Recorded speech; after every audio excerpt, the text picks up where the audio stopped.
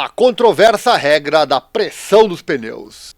O motivo alegado para esta regra é a segurança, mas o resultado é algo lamentável no esporte a motor.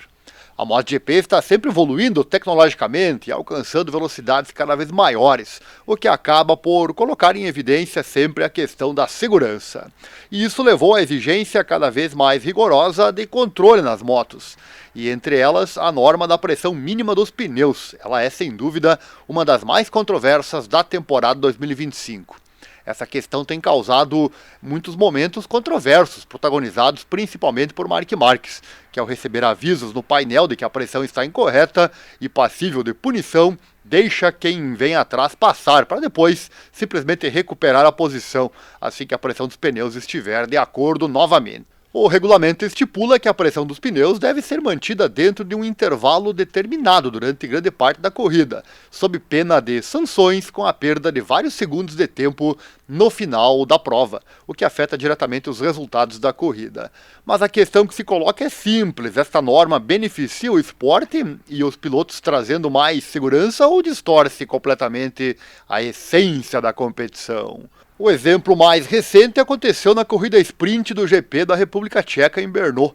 Marc Marquez, líder isolado da corrida, e Francesco Bagnaia, o seu companheiro de equipe, segundo classificado, reduziram deliberadamente o ritmo e deixaram os pilotos que vinham atrás os ultrapassarem, apenas para poderem alinhar-se com a roda traseira de outro piloto e assim recuperar a pressão correta nos pneus devido à temperatura.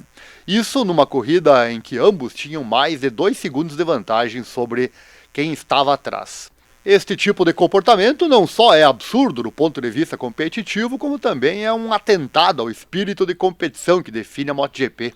O talento, a estratégia e a coragem de quem lideram a corrida são neutralizados por um número digital associado a um sensor de pressão. É difícil defender uma regra que obriga os melhores a abrandar e que torna a gestão de um dado técnico um fator mais determinante do que o desempenho na pista. As justificativas da Dorna e da Michelin apontam para a segurança, é claro. Ninguém quer ver os pneus explodirem a 300 km por hora. Mas será que há formas de garantir a segurança sem comprometer o espetáculo? A pressão dos pneus pode e deve ser controlada, mas deveria ser feita de uma forma a não interferir no desenrolar de uma corrida em tempo real. A MotoGP é, acima de tudo, uma competição entre pilotos, não entre sensores. Essa questão, inclusive, sempre entra no radar com relação à ideia de deixar sempre os pilotos como protagonistas acima da tecnologia, algo bastante presente neste esporte. O que está em jogo não é apenas uma decisão técnica, mas a própria credibilidade da competição. O público quer ver ultrapassagens, disputas ao milímetro e pilotos a dar tudo até a bandeira quadriculada. Não quer ver os líderes reduzindo a velocidade para respeitar um limite imposto por uma regra.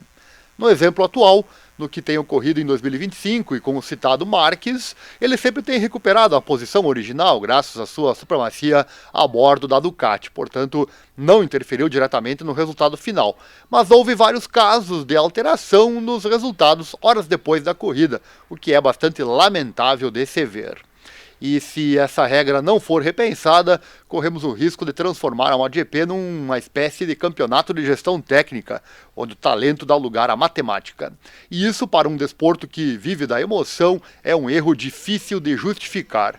E os organizadores deveriam rever isso, afinal, nota-se claramente que a organizadora quer buscar mais fãs para a categoria. E uma regra dessas caminha certamente na posição contrária.